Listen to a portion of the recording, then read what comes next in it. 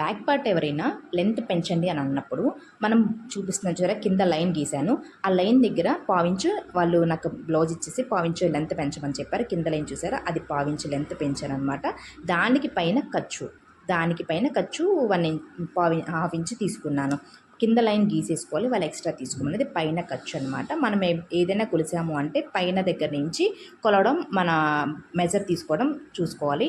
చూడండి ఇప్పుడు బాడీ సంఖ కూడా కింద ఆ లైన్ దగ్గర నుంచి నేను సంఖపాటు కొలుసుకుంటున్నాను అనమాట. మన లెంత్ చూసినా కానీ పై గీత నుంచి మనం లెంత్ చూసుకోవాలి. ఒకవేళ మీరు బ్లౌజ్ ఇచ్చేసి లెంత్ పెంచమన్నారు అంటే మీరు ఇంకో క్వశ్చన్ అడగాలి. నెక్ మనం ఎంతైతే పెంచామో అంత నెక్ కిందకి దించాలని అడగాలి.